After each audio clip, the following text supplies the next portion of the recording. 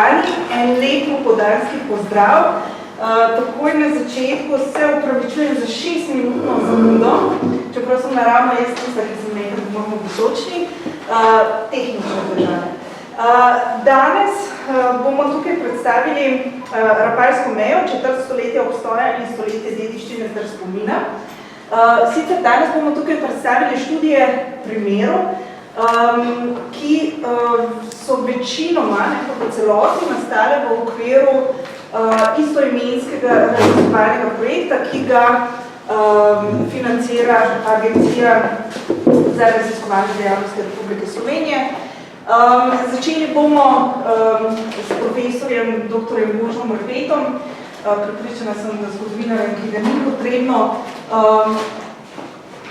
poglobljeno predstavljati, vsaj ne tej publiki. Naj pa povem, da je profesor Rpe vodja tega projekta in da je bil predtem tudi vodja drugega projekta o mejah na Slovenskem in sicer o okupacijskih mejah med drugo svetovno vojno.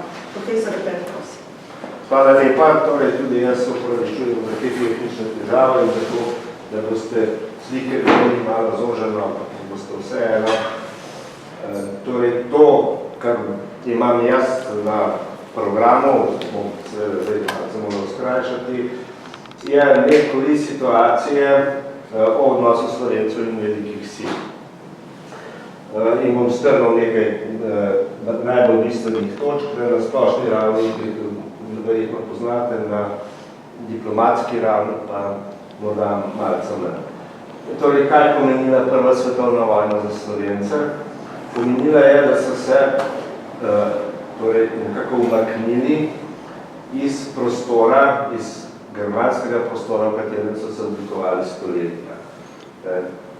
Kulturno in politično in seveda na vse druge načine, kot vemo, podrejenem odnosu. Podobno velja za vzhodni del Slovenije, kar zadeva Madžare. Se pravi, ta del zgodovine, kjer so bili Nemci nekako Herrenvolk, Slovencev se je tukaj spremenil.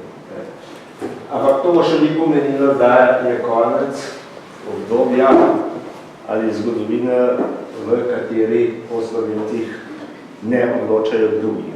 Slovenci so vsaj do druge svetovne vojne, so bili odvisni od večinsko odvisni odločitev drugih. Če pogledamo tedanje velike sile, bom zelo nakratko orisal odnos vsake od njih. Eno, v katero so Slovenci polagali veliko, pa je bila Rusija. Ne samo Slovenci, tudi drugi Slovani, veste, da je to še obdobje velikega boja med germanizmom in panslavizmom, vendar so seveda tudi velike razlike znotraj tega, znotraj obih svetov, ampak znotraj slovanskega še posebej. Torej, ruska politika, carska politika do leta 17 je temeljila na prepričanju, da ruskih imperialnih ciljev ne sme nekako determinirati panslovanstvo. Da je to sekundarnega pomena, valjda so ruski cilji in zato so bili tudi eni glavnih kreatorjev tako imenovanega Londonskega pakta. Na južne Slovane so gledali približno tako, Slovenci in Hrvati so katoličani, podrejeni so Vatikanu in naš interes ni, da bi prišli v neko južnoslovansko državo in tudi žrtvujemo jih lahko, če bo potrebno. Odskot tisti znani stavek tedanjega zunanjega ministra Sazonova, da se Rusi, če bi bilo potrebno, ne bi bojevali za Slovence niti teden dni. In Rusi so tudi dosegli preko svojega posrednika, Svetopolskega, da se primorski Slovenci niso pripravljali na odpor v primeru italijanske okupacije. Načrt je namreč bil, obstajali so načrti, da bi organizirali posebne enote, ki bi se seveda kot slovanska enota, ampak v bistvu narezana na Avstro-Ogrsko, borile v tem okupiranem delu Avstro-Ogrske, če bi v tega prišlo, se pravi, za glede krsta. No, ruska politika je imela ključno vlogo predvsem pri kreiranju torej Londonskega pakta, ki je bil, mi to danes pozabljamo, ker pač seveda smo omejeni na svoj etnocentrični pogled, ki je bila pravzaprav mnogo širša kupčija. Kupčija o tem, da dobijo Rusi Boston in Dardanele in Carigrad, da dobijo Britanci in potem Francozi, torej del Ruskega imperija na Bližnjem vzhodu. In vse to je bilo pravzaprav glavno ozadje tega Londonskega pakta, plus vojaški cilj seveda, da se razbremeni ruska vojska in da se odprašajo na fronta. Z revolucijo Rusi torej niso imeli več nobene vloge, ampak Londonski pakt kot pomemben dokument v reševanju menih vprašanj po prvi svetovni vojni je to postavljeno. Edini na nek način zavezniki južnih Slovanov, manj Slovencev kot seveda Srbov, predvsem Srbov, torej Hrvati, torej Francozi so bili zlasti zavezniki Srbov, so pa relativno dobro poznali Slovence, nekaj tega poznavanja izhaja še iz časov Ilirskih provinc. Torej, tukaj je ohranjenih kar nekaj dokumentov, to so dokumenti konzulata v Trstu, to so dokumenti francoskih razmejitvenih komisij in posebne komisije, ki je bila v Celovcu pri plebiscitni komisiji, posebna komisija. Njeni so pa še posebno vojaško komisijo tudi v Prekmurju, ki jo vodi Prošnji Gastov. Torej, oni imajo dobre poročila, so relativno naklonjeni Slovencem, ampak njihov koncept je koncept torej unitarne jugoslovanske države, Samoslavije, če rečemo enostavno, po pač francoskem konceptu ena nacija, ena država. Poleg tega želijo urediti odnose z Italijo, torej ne želijo konfliktov, ker že med vojno prihajalo med njimi do konfliktov, tako da pri tej podpori Srbov in posredno Slovencem, ali neposredno, se angažirajo zlasti tam, kjer to ni v neposrednem konfliktnem interesu za Italijo. To pomeni seveda, da so zagovorniki upoštevanja Londonskega pakta, kar zadeva Istro in Dalmacijo, da pa so bolj na strani Jugoslavije, torej področja Jugoslavije, kraljevine SHS oziroma Srbije, kar zadeva recimo vprašanje koroške plebiscite. Britanci so druga taka velika sila. Britanci do konca prve svetovne vojne v Slovenci praktično niso vedeli ničesar, oziroma zelo malo. Glavni analitik tistega časa je bil Seton Watson, za katerega ste gotovo že slišali, ki pa se je ukvarjal bolj s Hrvati in z njihovim reševanjem nacionalnega vprašanja. To bi nas sedaj zapeljalo predaleč o odnosih med tako imenovano Bansko, Hrvaško, Dalmacijo, kalkulacijah, kako urediti odnose z Italijani in tako naprej.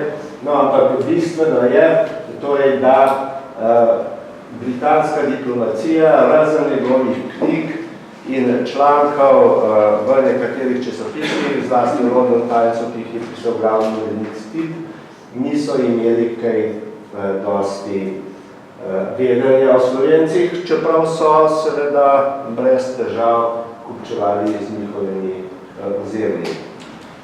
Med prvo svetovno vojno je bil ministrski predsednik Velike Britanije politik liberalno-smiritve Asquith, ki je bil torej glavni kreatorjev poleg Rusov, seveda Londonskega pakta, gledati, torej analizirati to, kako so se Britanci odločili, tukaj precej zanimivo. Na Asquitha gledajo tudi Britanci zelo kritično, ker na sejah njegove vlade ni bilo zapisnikov, nekaj se jih ohranilo, ker so skrivaj delali posamezni uradniki, da temu tako rečemo.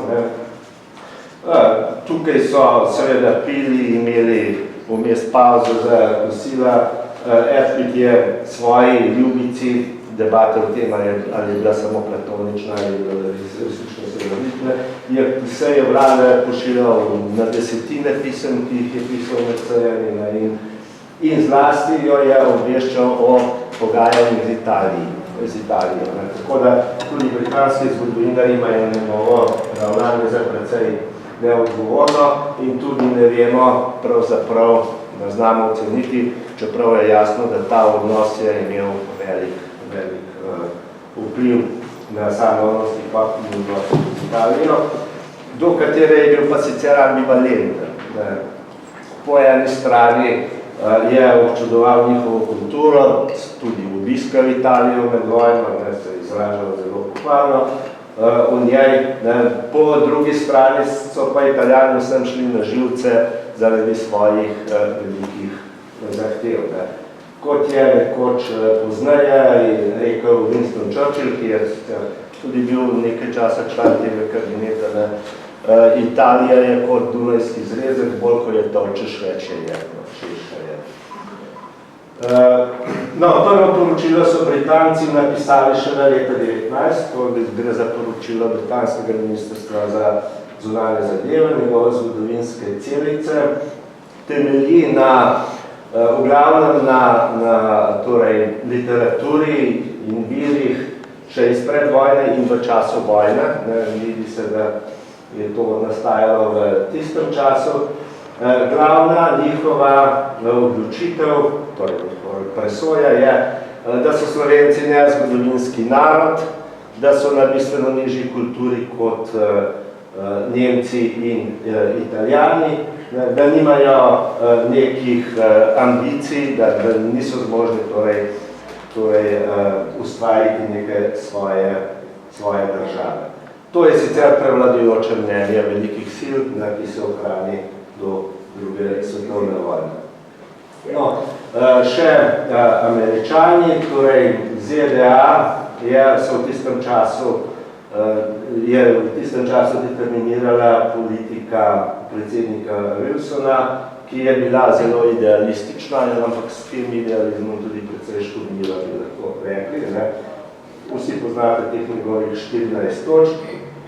Torej, Wilson je oblikoval eno posebno skupino inquiry, ki je bila sestavljena predvsem iz profesorjev, raziskovalcev in tako naprej, ker ZDA v Evropi, zase v srednji Evropi, niso vedeli skoraj ničesar.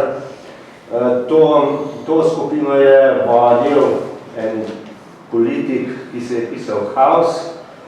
Rekli so mu polkovnik, čeprav nikjer ni zabeleženo, da bi imel kakšen vojaški čin. In on je bil pravzaprav nekaj vrste državni sekretar v senci. Se pravi, zunanji minister, vse dokler ni Wilson prišel na Pariško mirovno konferenco in Wilsonu je tudi popolnoma zaupal. Tako da, ko je Wilson urejal imeno ZDA, te zadeve, bili tudi recimo v vrhovnem štabu zavezniških sil, na koncu pred premirjem, ko so sklenili, da Italijani lahko zasedajo slovensko ozemlje in tako naprej. Torej, do ta čas je on vodil ameriško politiko v Evropi. Wilson je zgolj seznanjal in ga sem in tja vprašal za mnenje, ali mu kaj priporočil. Bil je pa generalno vzeto zelo nenaklonjen Slovencem in tudi zelo naklonjen Italijanom. To je splošno prepričanje, da so Italijani sicer grabežljivi, da se nanje ni zanesti, ampak seveda so velik, mogoče narod z kulturo, z visoko kulturo in to je pač neko občudovanje, ki se razvije od ZDA na splošno.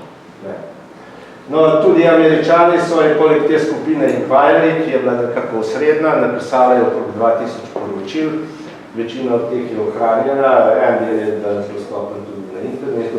So imeli še razne druge komisije, najbolj poznana je Majersova, ki je delala na Koroškem in ki je predlagala mejo na Karavankah, torej in še nekaj drugih manjših ekspertnih skupin. Tudi ne tehni kaj dosti drugačno. Pravzaprav so še nekatere ocene, recimo poročnika Leroya Kinga, ki je deloval v Majersovi komisiji, so v bistvu še mnogo bolj pejorativne.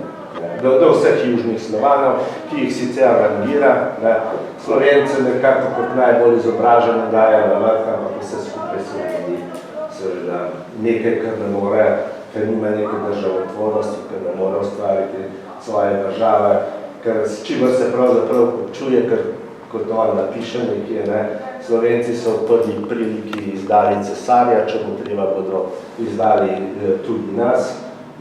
Ves čas se pritožili, da so zatirani, nič pa niso pripravljeni storiti zase, da bi se borili, da bi se postavili zase. In zaključuje, kot sem tam prevedel, torej lahko je biti zatiran, če se ne odpiraš. Torej, to so izhodišča, s katerimi so pravzaprav Američani, v kateri so Slovenci najbolj polagali svoje upe, tako imenovani wilsonizem, tudi šli na Pariško mirovno konferenco, v kateri se pač z njimi niso umaknili. Nekaj stvari v dobro Slovencev so naredili posamezniki, najbolj znan je seveda Mihajlo Pupin, ki je interveniral v nekaterih primerih. Eden zelo pomemben je bil to, da je ohranil Zgornjesavsko dolino, torej Blejski, Jeseniški, Blejski in Bohinjski kot, ki jih je Italija skušala dobiti in zasesti. Potem so pa akcije posameznikov, kot veste, ki so preprečili italijansko zasedbo Ljubljane, zlasti torej polkovnika oziroma polkovnika Šraniča. O usodi Slovencev je potem odločala Pariška mirovna konferenca. Pariška mirovna konferenca to je neko splošno spoznanje zgodovinopisja, neka mešanica raznih nenačelnih kriterijev, kjer se menjajo tako imenovani etnični, takrat so rekli etnografski princip, geografski princip, geostrateški princip, gospodarski in tako naprej. Odločitve so dostikrat ad hoc in nenačelne, ponekod se odločijo za plebiscit, drugje se ne odločijo, ponekod potegnejo črto na osnovi teh poročil, drugod so individualne osebne intervencije in potrebajo pa to že nekaj klica za začetek druge svetovne vojne. No, najbolj problematično vprašanje, torej tako imenovano jadransko vprašanje, se pravi vprašanje, ki v bistvu zajema ozemlja Londonskega pakta, vsaj kar zadeva Evropo. Na Pariški mirovni konferenci ni bilo rešeno, tukaj je bilo veliko konfliktov, Italijani so se za nekaj dni celo umaknili z mirovne konference. ZDA so se proti koncu konference že praktično pomaknili v izolacionizem in začel je prevladovati spet italijalni koncept Francije in Velike Britanije, ki sta Londonski pakt hoteli seveda v drugi preobleki spraviti skozi mednarodno potrditev. Torej, to se na Pariški konferenci ni zgodilo, zato je potem sledil velik pritisk italijanske, britanske in francoske diplomacije, da se stvar reši bilateralno. Ta pritisk se je začel že takoj po Pariški mirovni konferenci. Intenziviral se je v letu 20, poletje leta 20, tu je vrsta diplomatskih akcij, za katere danes nimam časa, in torej Jugoslavija, kraljevina SHS, v bistvu z nerešenimi problemi povsod, pod velikim pritiskom glavnih zaveznic, je potem pristala na bilateralna pogajanja, ki so bila seveda zelo enostranska. Že to, da so bila v napadu, da nam veliko pove, ker je bila jugoslovanska delegacija praktično izolirana, dali so jo v neko vilo, blizu napada, to je sicer vilo, kjer je bil podpisan napad, kateri je bila podpisana napad, da Jugoslovani so bili tam v eni vasici, Santa Julija di Maggiore v bližini. Delal je sam telegraf, ki ni prihajal do Beograda, največkrat se je zaustavil v Logatcu, kjer so imeli pač prenosno postajo seveda Italijani, ker je bila tudi njihovo okupacijo. Zadnje arhivske raziskave, ki jih je naredil naš kolega Bianchini, kažejo, da so delegaciji ves čas prisluškovali. Na koncu do Beograda končna pogodba ni prišla, da so mogli cele prebrati. Ves italijanski oziroma izbrani italijanski tizm, tako rekel, je o vsem vedel mnogo več kot diplomacija. Jasno je bilo torej, da bo Jugoslavija klonila, da je ta zadeva zaključena in najbolj na personalni, na osebni ravni pravzaprav bi pa rekel, da je bil največji žrtev Ante Trumbič, zunanji minister, torej Dalmatinec, ki si je prizadeval ves čas, da bi ta ozemlja, torej tudi Istra, pripadli Jugoslaviji. Predtem je imel sicer v začetku 20. stoletja drugačno stališče, to je spet druga tema o Hrvaški, še ne smo povezovanja. In on je pač moral to te zadeve podpisati. Italija je to sprejela euforično, zadnja je bila Rapalska pogodba boljša kot Londonski pakt. Zakaj? Prvič, ker je dobila več ozemelj, in drugič zato, ker če bi se uresničil samo Londonski pakt, bi izgubila reko, ker reke ne bi mogla imeti, tako pa reka je bila zanjo nekako tako kot snežnik simbolična. Tako da je, zato je bilo toliko do tega dogovora. Kažejo pa vsi pravzaprav viri, tudi spomini, na to, da je bila pripravljena zadevo rešiti silo in da v primeru, če ne bi prišlo do dogovora, bi torej vojaško zasedla ta ozemlja, ker bi seveda pomenilo en nov konflikt v Evropi, zato so si velike sile poleg svojih interesov tudi prizadevali. Temu so sledili še drugi dogovori, ki jih poznate, in Italija je pravzaprav dobila še več, tudi v smislu pravic ovih manjšin. Posledice za Slovence pa prav tako, razdeljeni so bili med 4 države, samo v Jugoslaviji so nekako homogenizirali svoje nacionalno telo in te ocene o njihovi nesposobnosti tistega časa, čeprav so imperialne in so tudi krivične, pa pač seveda v osnovi držijo, te vitalne moči v Slovencih takrat ni bilo. Vprašanje je tudi, kako bi bilo, seveda je možno zbrati. Zadeve so se pa spremenile šele v času druge svetovne vojne, ko se bistveno spremenijo z veliko vida za 100% obrnejo tudi ocene o slovenski vitalnosti, bojevitosti in njihovi kulturi. Hvala lepa.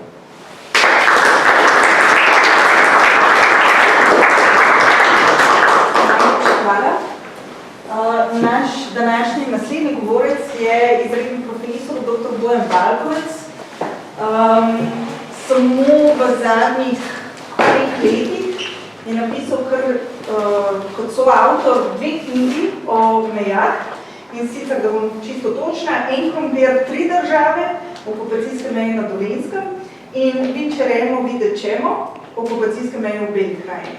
Tako da bolj regionalizirana zgodovina, ampak profesor je tudi profesor lokalne zgodovine na Filozofski fakulteti v Ljubljani. Danes pa bo predstavil besedilo o tem, kako smo zgodovinari v preteklosti gledali na Rapalsko mejo. Prosim. Hvala lepa za besedo. Pravzaprav ne bom čisto natančno to povedal, ker se ti pričakovala, da bi jaz povedal, bo govor en uvid v nekaj, kar nas pravzaprav, kjer smo pravzaprav lahko zavedeni. Namreč malo sem se sprehodil po bibliografskih bazah in iskal naslove različnih objav s korenom Rapalo, oziroma Rafal, ker sklomno rabimo nek koren, v bibliografskih priročnikih po drugi svetovni vojni. Seveda zavedajoč se, da pravzaprav to pa je jasno, da ne more biti vse, kar je nastalo na vprašanje Rapalske meje, ker se seveda lahko stvari skrivajo pod različnimi naslovi, ne? Tako kot je tista znana, to zmeraj študentom govorim, da pesniški naslov lahko zelo zavaja, ne? Namreč, kako se je kalilo jeklo, nima nič v zvezi z železarstvom, ima v zvezi z delavci na Jesenicah. Ne? Tako da naslov seveda lahko pomeni nekaj popolnoma drugega. Za začetek slovensko zgodopise ima neke bibliografske pripomočke tekoče, bomo rekli, od časa po drugi svetovni vojni. Za prvih 30 let, torej od 1945 do 1986, so to bibliografski pripomočki z rahlo različnim naslovjem, ampak to verjetno si poznamo, torej gre za objave, ki so bile ob nekih časovnih razkorakih objavljene v zgodovinskem časopisu. Zadnja takšna objava je potem iz leta 1988, ki zajema pač razprave iz 80-ih let. Sedaj, zdaj drug možen bibliografski pripomoček za ta, bomo rekli, še analogni čas bibliografije, ne, je slovenska bibliografija, ki nam hkrati pride v pomoč ravno v trenutku, ko ta bibliografija v zgodovinskem časopisu ne nastaja več, torej za nekje pozna 80 leta, tam nekje do 90, morda 91, ali pa celo samo 89, odvisno kako hitro so se v posameznih okoljih začeli uporabljati to, v kar se je razvil Kobis, oziroma v to, kar danes poznamo pod imenom Kobis. Torej, najprej sem iskal v onih bibliografijah, pogledal tudi v bibliografije, torej v začetku, potem v splošne bibliografije in potem še malo po Kobisu. Za začetek je treba povedati, da seveda iskanje po bibliografijah v začetku in pa ono, kar je v bibliografiji, slovenske bibliografije izdane, so vse PDF-ji, tako da tam seveda niso stvari najdljive na način, kot so najdljive v Kobisu, ker imamo eno od pol, ki ga bibliotekarji izpolnjujejo, je ključna beseda. V nekem abecednem seznamu po avtorjih ali po naslovih, kot so te stvari v zrču oziroma v bibliografiji, imamo zgolj seveda avtorje naslov. Tako da tam tudi iz tega razloga je lahko zadetkov manj, kot bi jih pričakovali, lahko da jih je več v Kobisu. Torej, v omenjenih zgodovinskih časopisih, torej v teh, kjer so tele bibliografije, ki so tule nanizane, navedene, se v 6 zvezkih pojavi 21 zadetkov. Pričemer je treba upozoriti, da teh 21 zadetkov v nekem delčku vsebuje tudi lahko še kaj drugega, torej ne zgolj bibliografski podatek iz teh bibliografij, pa tudi članek, ki je v dotični zrču objavljen na to temo. In seveda,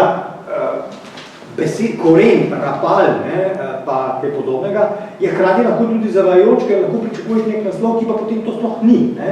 Tak primer je recimo naslov članka Franja Baša v zrču iz leta 1951, ki nosi naslov Situacijska slika slovenskih muzejev. In kje zavajajo, da se tam zdaj pojavi rapalska meja? Ja, seveda, v muzejih za nekdanje rapalsko mejo.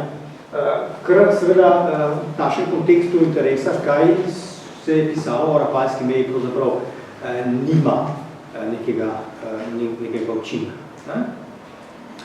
Dva od teh naslovov, ki sem jih omenil, da jih je 20, recimo, sta pravzaprav neke zbirke virov, ki pa tudi niso šli v slovenskem prostoru. Gre recimo za nek prispevek v Zagrebškem vjesniku ali pa recimo še eno podobno zbirko Krizmana, ki je pa malo kasneje, prva iz 50-ih, ta druga zadeva pa iz 60-ih let. V bibliografiji leta 1971 se recimo koren rapal v bibliografiji pojavi celo dvakrat. V obeh primerih pa gre za tuja avtorja in v obeh primerih gre za politično zgodovino pogajanj o rapalu, ne pa o življenju za rapalsko mejo, ali pa o postavljanju meje, ali o meji kot fizičnem problemu, kar je mene bolj, fizičnem problemu za živeče v okolju, kar je mene bolj zanimalo, ker politično poznavanje, oziroma politična literatura o političnem problemu rapalske meje, to, o čem je Božo govoril, to je seveda, tega seveda več. Zadnji rezultat, ki jih najdemo v omenjenih bibliografijah, sta dva naslova v bibliografiji Zrča, v objavljenju Zrču leta 1986. Prvi je prispevek Elija Apiha k analizi rapalske pogodbe, ki je objavil prispevki za zgodovino delskega gibanja leta 1981. Drugi tak prispevek pa je prispevek Stanislava Renka od Rapala do Ozima, ki pa je bil objavljen recimo v Jadranskem koledarju leta 1981. Kot rečeno, jaz sem iskal po naslovih in nisem se ukvarjal z tem, da bi seveda zdaj nek naslov, ki bi ga našel, vzel roke in tam v njem analiziral oziroma iskal, kakšno literatura je dotični avtor uporabil. Torej, gre za na prvo žogo, kaj najdeš. Kot rečeno, slovenska bibliografija je digitalizirana in dostopna na spletnih straneh NUK-a. Možne so različne pregledovanja po različnih vrstah vsebin. Zajete so knjige od leta 1945 do 1988, časopisi od 1945 do 1997, članke od 1951 do 1979, ostale kategorije pa so tudi za nas manj zanimive. V tej bibliografiji najdemo 6 zadetkov, kjer je koren, iskalni koren Rapal, pisam pa z veliko začetnico, tu je seveda treba upozoriti, zakaj mora biti z veliko začetnico, ker je case sensitive, kot bi rekel. Če jih pišeš z malo, potem seveda zadeve ne najde. Glede na to, da gre tukaj za iskanje, oziroma za seznam, ki je predvsem fokusirana na splošno informativna glasila, je tu nekaj člankov, ki so objavljeni, recimo en tak prispevek je, gre pa v glavnem za obletnične tekste. Recimo enega je pripravil sociolog, politolog, oziroma sociolog mednarodnih odnosov in politolog Vlado Benko, drugi pa je recimo prispevek, ki ga je pripravil Albert Rejec, med vojno sicer tigrovec, po vojni pa sodelavec Inštituta za narodnostna vprašanja. No, in kot rečeno, potem pa pridemo do Hobisa, kjer se pa stvari rahlo spremenijo. Število zadetkov naraste pa verjetno iz razloga, ker je zdaj eden od segmentov, ki ga, kot sem že povedal, bibliotekarji vnašajo ključna beseda. Pričemer pa smo seveda spet pred vprašanjem, ali so pri vseh tekstih res optimalno navedene vse možne ključne besede kot element vsebine v tisti knjigi. Človek hitro dobi vtis, da se preveč pogosto, kar je seveda predvsem stvar avtorja, ne bibliotekarja, zadovolji z generalnimi ključnimi besedami. Slovenska zgodovina, 20. stoletje, mejno vprašanje, no, ta je že malo bolj, ampak preveč splošni si pravzaprav ne morate nič pomagati. To, če boste šli karkoli iskati v Hobis, boste seveda za nekim presplošnim slovenska zgodovina. Malo bo zakašljal, potem bo pa rekel, da je zadetkov preveč. Se jih bo seveda res preveč, ker 2000 zadetki nimaš kaj početi pametnega. Torej je treba biti tukaj bolj natančen. Ob tem, da je treba upoštevati še eno zadevo, ki je seveda primerljiva z drugimi iskalniki v računalniškem brskalnikih, treba je biti pazljiv, kako vnašate podatek v ključni besedi. Če boste pisali ključna beseda, brez česarkoli, torej zgolj presledek med obema besedama, bo Hobis iskal Rapalska in meja. Torej, Rapalska, meja ali Rapalska meja. Tri možne zadetke tri možne iskanja bo izvedel. Tako da v tem kontekstu je seveda to identična napaka, kot se vam bo zgodila v brskalniku, torej vnesite v narekovaj, sicer boste dobili tudi, kar niste želeli. Torej, 188 zadetkov, koliko je bilo, da nisem že zarastil za 2-3, koliko je bilo nekje sredi marca, so različne tipologije. Pričemer se je treba s temi tipologijami oziroma rezultati iskanja precej spopasti, namreč to, kar zdaj vidite na desni strani, to so različni filtri, ki lahko uporabite v Hobisu in seveda brez teh filtrov je rezultatov toliko, kot jih naniza. Če pa vi seveda stvari filtrirate, pa boste lahko prišli do bolj konkretnih, bolj natančnih, ali pa bolj oskih rezultatov, do katerih želite prijeti. Eno od takih kriterijev je jezik, pri čemer zdaj z jezikom malce nerodno to, da karkoli je zdaj znanstvenega besedila, bo pravzaprav isti tekst označen z dvema jezikoma, z povzetkom. Bo mnogo kje pravzaprav tekst, ko boste označili angleški jezik, vam bo pridodal vse tekste, ki so tudi angleški povzetki zraven. To se pravi, tekst v osnovi sploh ni objavljen v angleščini, kot je primer neke knjige, ki jo bom navedel, ampak je to pravzaprav slovensko besedilo, ampak zaradi pač vzanc je na koncu še angleški ali pa recimo nemški ali pa italijanski povzetek. To je pač zaradi prakse v znanstvenih objavah. Zanimiva znaka je ciljna skupina. Ciljna skupina zna biti zelo šarmantno ali pa zagonetno. Kdo je to zdaj ta ciljna skupina za neke naslove? To je zdaj vrsta bralcev, ki mu je nek tekst namenjen. In recimo v temi imamo 133, ki so namenjeni odraslim, 2 pa mladini in otrokom. Zdaj, kdo sta te 2, ki sta namenjena mladini in otrokom, je malo zanimivo pogledati. Recimo, v bistvu gre za 2 osnovnošolske raziskovalne naloge. O rapalski meji, ena je naloga o rotah in španski gripi, pa je seveda rapalska meja tam verjetno zaradi, ker je sam mejo, ne pa v kontekstu zgodbe o meji, če je tema rote pa španska gripa. Druga naloga pa je bolj bližja naši temi, gre namreč za nalogo o življenju o rapalski meji med Blegošem in Javorčem. Oboje iz osnovne šole rote.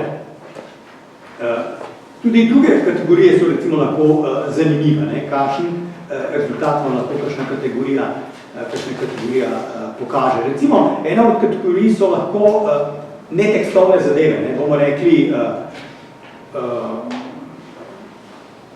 kartografsko gradivo, video posnetki, audio posnetki, razglednice in podobne stvari. Tako da bomo v bistvu v nadaljevanju upozoril samo na nekaj teh zanimivih primerov. Recimo,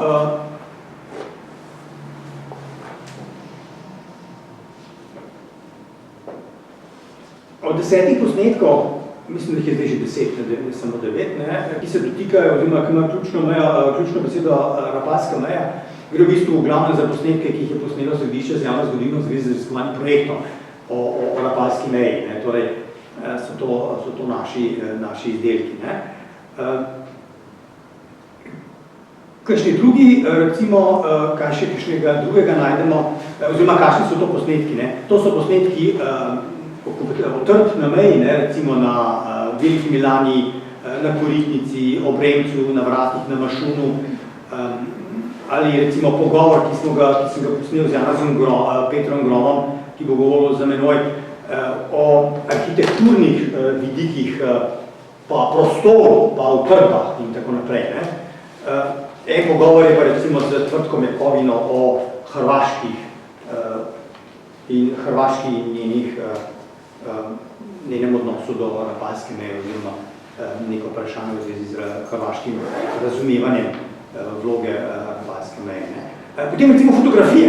Fotografije, zdaj ne vem, koliko poznate, v opisu so v nekem obdobju, tam v 90-ih letih, knjižnice celo skenirane razglednice upisane in dostop do njih je bil mogoče. To se pravi, ti si razglednico našel in celo vid.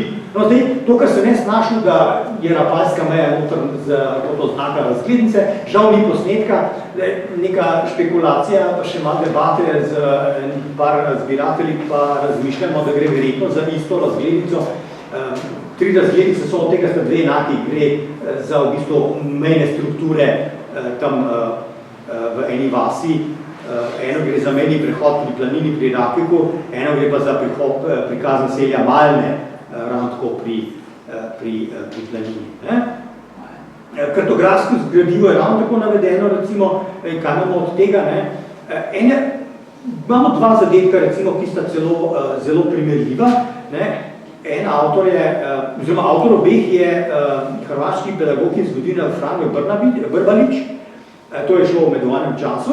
Pričemer je en ena karta je označena kot v francoskem jeziku in oznaka je, naslova karte je slovanske cerkve za Rapalsko mejo. Medtem ko je v hrvaški, zdaj je pa srbo-hrvaški pogovor, recimo temu, je pa napisano slovenske in hrvaške cerkve za Rapalsko mejo. Čeprav verjetno gre za popolnoma, ker tudi format, vse to je identično, tako da gre verjetno za isto vrsto zemljevida, ki pa da nisem uspel videti. Mogoče še nekaj besed o tujejezičnih objavah, potem bom pa končal. Tu so recimo predvsem različni turistični vodiči, ki so jih izdajali v okolju, predvsem recimo na Žirovskem je tega, kar nekaj Miha Naglič in posamezniki so tega kar nekaj izdali, pa so to potem izdaje identičnega teksta v slovenščini, angleščini, nemščini, francoščini pa italijanščini seveda. Tako da tukaj zdaj tudi tista količina, zakaj toliko tujih, ki pa niso povzetki, torej so tudi nekateri vodiči.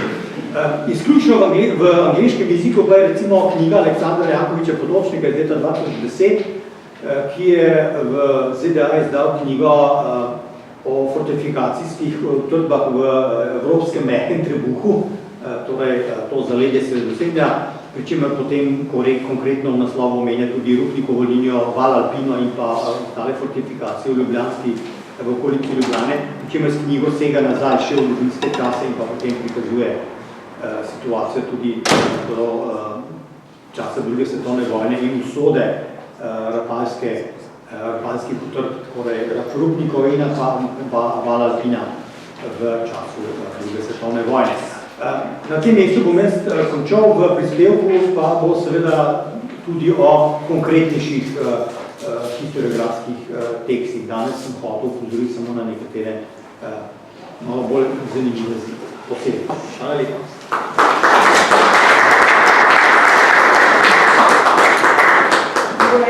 Hvala. Zdaj pa prehajamo k tretji temi, in sicer z naslovom Rapalska meja in njen vpliv na prostorski razvoj okolice. Torej, ta tema je nekoliko drugačna, kajti v projektu se je partnerska organizacija pojavila tudi Fakulteta za arhitekturo Univerze v Ljubljani oziroma njena predstavnika, profesorica doktorica Alenka Fikfar in pa že docent. V kratkem docent, doktor Janez Peter Grom, oba se ukvarjata z vprašanjem urbanizma in konkretno doktor Grom tudi z ohranjanjem kulturne dediščine v mestnih središčih, mislim, da v Idriji, pa v Tolminu. Žirek. Tako in tako naprej. Prosim. Ja, hvala za kratko predstavitev, hvala za vabilo in možnost, da predstavim tudi mogoče malo drugačen pogled na dediščino. Določeni aspekti, ki vi tukaj obravnavati, niso seveda iz našega področja, so mi sveži, drugačni, novi. Imel sem vrhunsko priliko, da sem z kolegom Petrom Mikšom sodeloval, bil mi je v komisiji doktorske naloge in sem posledično tudi na določenih vsebinah z njih sodeloval in mi je deval briljantni pogled na to, kako pa z nekega vašega vidika obravnavati to dediščino. No, mene predvsem zanima ta dediščina seveda kot nek element prostora, gradnik prostora, v katerem živimo sedaj in kot nek nastavek bodočega razvoja, sploh v oziru tega ohranjanja neke identitete, s katero postane nek prostor unikaten in edinstven nam. Se pravi, je prostor del neke naše kulturne zaslombe in z takega vidika del nas samih. Seveda tega ne moš razumeti, kolikor ne preučiš, kaj je identiteta tega prostora in seveda identiteta ima pa neke svoje temelje v preteklosti in je sad večjih dinamik in razlogov, zakaj takšna je. In to je tisto vprašanje, ki me zadnje leta blazno motivira za raziskave in poskušamo to identiteto prostora skozi prizmo neke zgodovine, ali mogoče, kot mi gledamo to neke morfogeneze, se pravi razvoja prostora, poskušamo vključevati v razumevanje prostora in potem kasneje predajati to tudi mlajšim generacijam. Seveda je Rapalska meja posledično bila kot izbrano to ciljno, rečemo, območje, področje in časovna dimenzija potrebna neke zelo poglobljene proučitve, seveda z fokusom na prostor in recimo tu so bili neki nastavki, študijski nastavki, ki sem jih hotel izpostaviti in odgovoriti na neka vprašanja, ki so bila seveda zastavljena v smeri raziskave znotraj doktorske naloge, ampak potem tudi ostalih raziskav, ki so se iz tega rodile. Kar je bilo blazno zanimivo, tudi procesno kot metodologija, mi je bilo razvit mogoče nek dodaten, rečemo temu mogoče sodobno plugin na to, kaj pomeni sama arhivska raziskava nečesa. Nas kot prostorce, jaz sem sicer arhitekt, ampak delujem na katedri za urbanizem in se ukvarjam z širšim prostorom, zanima vedno aplikativno in izkustveno ugotoviti, kaj nek pojav pomeni. Ne? Zdaj, jaz bi lahko na tisto zeleno schemo omejil v svoji raziskavi preko, ok, to so moji arhivski podatki, input ali pa prostorske baze, iz katerih jaz potem sestavljam neko celovito zgodbo, drugo je pa, če grem stvari dejansko preverjati tudi na teren in razumeti, kaj ta dediščina fizično pojavno je in mogoče tudi v nekem izročilu, se pravi, v tej svoji nematerialni dimenziji. V končni fazi je lahko meja, okolikor nima nekih fizičnih gradnitev, tudi nematerialna dediščina. Ne? Se pravi, ta zabrisna linija med enim mejnikom in drugim mejnikom, to območje, ki ga obravnavajo, pa opredeljujejo bunkerji za svojimi streljnimi linami, je nematerialna dediščina in pogojuje določene dinamike, ki se dogajajo v razvoju nekega prostora. In to so trajne in ima trajne učinke v prostoru posledično še danes. Blazno pomembno je razumeti, kaj za nas pomeni ta meja. Ne? Meja je v določenem trenutku bila aktivna, bila militarizirana, je bila politična, je bila vzpostavljena s tem, da je imela, kot je bilo predhodno rečeno, neka stran višjo pozicijo od druge pa kaj je danes ta meja pomena. To je še vedno politična meja, je zgodovinska meja, je posledično reliktna meja, ker ni tudi na tej poziciji in je militarizirana, ker je bila vojaško zelo močno opredeljena v svoji globini. Ni bila to samo neka linija, kot vidimo recimo v današnjih časih, kjer v bistvu učinki na prostor so samo administrativne narave. Nizozemska pa Belgija prehaja, meja nevidno je narisana, je simbolična, ampak v končni fazi pa pravila, ki so na eni strani meja, pa na druge, popolnoma drugačno dinamiko vzpostavljajo in vzpostavljajo drugačna pravila, na podlagi katerih je oblikovan prostor, ki ga pa uporabljamo v končni fazi mi. In seveda imate potem določene primere, ki pa bi lahko mogoče Rapalsko mejo in kot je bila, se pravi, ali pa katerokoli militarizirano mejo, ki je predvsem nenaravnega nastavljanja na nek način, vzeli za študijski primer za razumevati, kakve so trajne posledice v prostoru. Podarjam, prostor je namenjen ljudem, se pravi, za te dinamike, neke sociološke dinamike. Zdaj, mogoče zato ne bi pretirano v zgodovinskem ozadju, ker mislim, da bi riskiral zapadati pod kako hujšo kritiko, sploh če bom kaj posploševal, ampak zato, da približno vemo, jaz sem se fokusiral študijsko na območje žiri, obstaja zelo jasni razlogi, zakaj je območje žiri, mislim, da jih vsi poznate, se pravi, območje žiri prehaja z naravnega morfološkega vidika, spreminja se tam neka krajina, se pravi, topografija se spreminja, imamo neko korito, prišla je meja v stik z nekim naseljem, precej intenzivno, tudi vemo, kako je Italija prodirala, takoj po prvi svetovni vojni, da se je nekaj v žirih postavila, pa so se tam neke dinamike vzpostavljale, istočasno se pa potem v kapitulaciji Jugoslavije tam meja spreobrnila in šla dol proti Ljubljani. In je bila v prostoru, potem v jugoslovanski kapitulaciji postavljena spet neka nova dinamika, ki je potencialno meni, brez da bi vedel naprej, predstavljala nek moment spremembe v dojemanju ali pa v uporabi prostora. In dejansko se je to pol tudi izkazalo, da je res. Zdaj, mogoče sam tako, zveni, meni osebno še vedno zveni bizarno, da sem kot prostor eden izmed redkih, ki se z mejami na splošno v svetu ukvarja na tak način. Ne? Zdaj, obstajajo neki traktati o meji med Korejama in kaj pomeni pa parih drugih, recimo nekih navideznih mejah v prostoru, ampak praktično, če obravnavamo, kar vi bolj veste od mene, ne, te meje, ki so nastajale nekje v začetku prejšnjega stoletja pa do sredine prejšnjega stoletja, v Evropi praktično niso obravnavane na akademskem nivoju kot dejavniki prostorskega razvoja, kar je bizarno. Če pogledate obseg Maginove linije, Reduit linije, Valo Alpino in vseh Benešove linije naše in tako naprej, je to meni absolutno bizarno, ker so to infrastrukture v prostoru, ki so sekale v realnost uporabe tega prostora in študij o tem ni. Zdaj, kaj ta meja pomenila, je bilo takoj izraženo, ne? Istočasno je pa tudi Pavšič še leta 2010 ugotavljal, da je to bila blazna tragedija za nek narod, ampak jaz se vedno bolj sprašujem, zakaj pa je bila ta tragedija tako blazna, ne? Ali je to mogoče zaradi nekih drugih dejavnikov in te dejavnike se skupaj z kolegom Petrom Mišo tudi v enem članku, ki imate povezavo tam spodaj, mogoče malo prediskutirali, ali je stvar res tako enoznačna, da je to tako nek blazno, negativen pojavnik, se zaradi tega o tem nismo toliko časa pogovarjali, ali so tle mogoče še neki drugi aspekti. Seveda so, ne, je populistično-političen aspekt čez raven, ki je mogoče hotel to mejo ji dati drugačno konotacijo ali pa nekje informacije na svoj mlin. Sprvača, dejstvo pa je, da je ta meja segmentirana v več nekih elementov. Ne. Ena stvar je ta enodimenzionalna črta med mejniki, ki je postavljena med državami, drugo je pa potem Alpski zid, ki je imel en namen in to je ščititi recimo nek zaseden teritorij, ki jim ni najbolj pripadal in potem Rupnikova linija, ki je pa nekaj ščitila slovenstvo. Ne? Se pravi, smo ščitili prvič v zgodovini nekaj, kar je bilo popolnoma, ali pa vse na nek način popolnoma naše.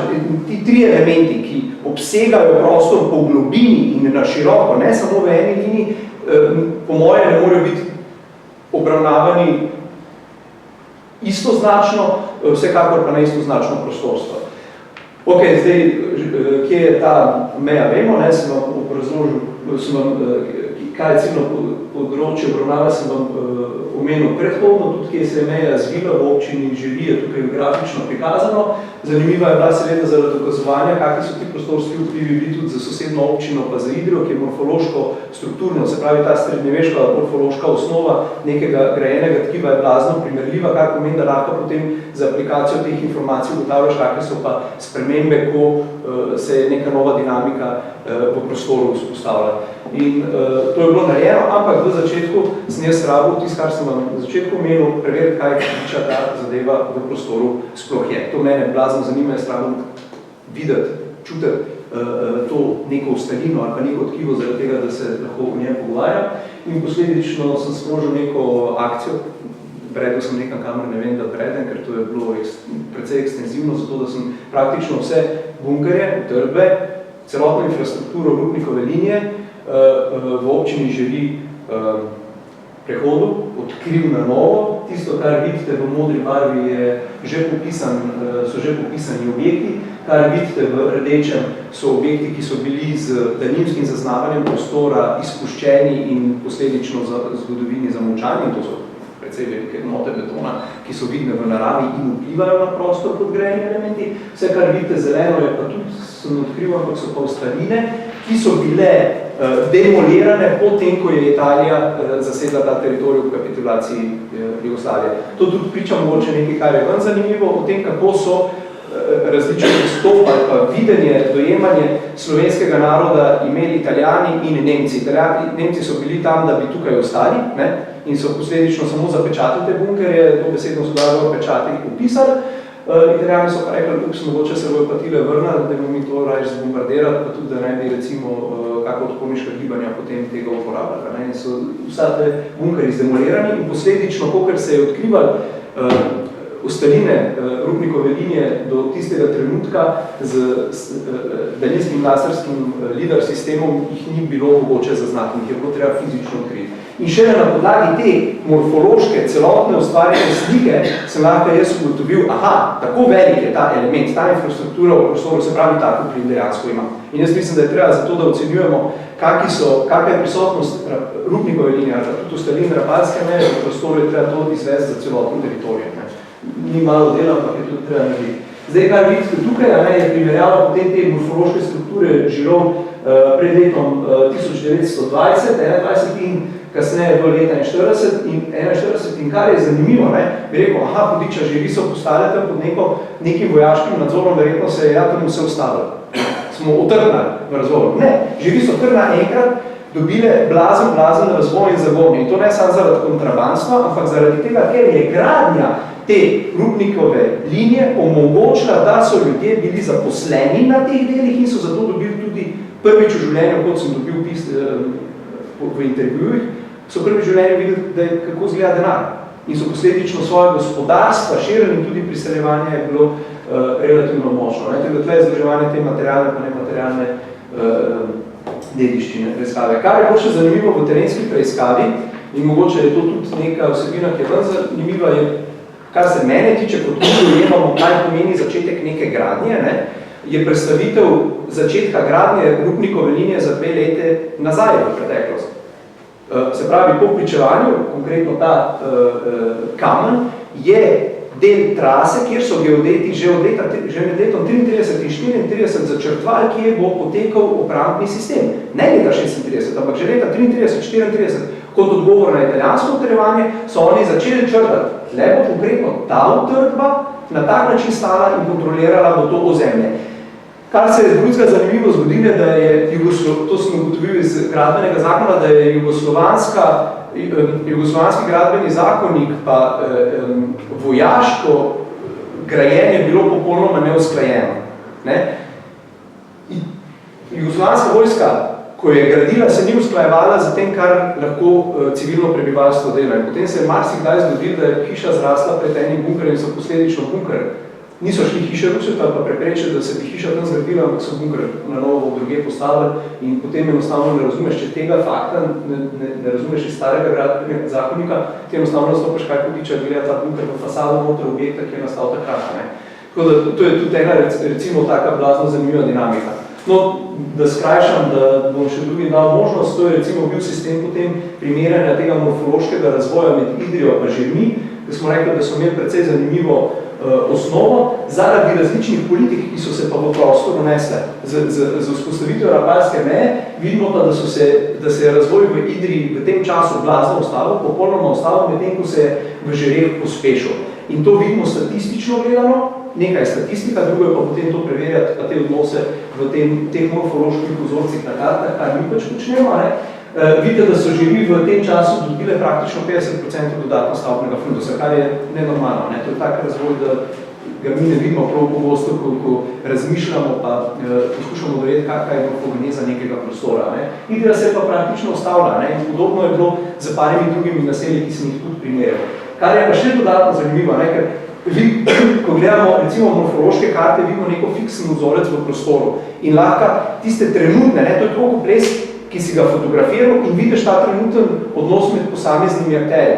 Nas pa zanima dinamika v prostoru in to je pa ta morfogenetski proces, ki pa priča o tem, kako se je in zakaj se je v določenem trenutku, se pravi od leta 21 pa do leta 41, ta prostor razvijal. In tudi ta raziskava je v bistvu na nove temelje postavila, kako je iz žirovske kotline so postale žiri in kako so vsa ta naselja, ki jih vidimo tukaj in so v nekem razpršenem sistemu, ki ga mi opredeljujemo z določenimi termini in tako naprej, naenkrat postala v tej dinamiki, ki je pa tukaj konkretizirana ne v schemi, je kar naenkrat postala žiri, kot jih poznamo danes.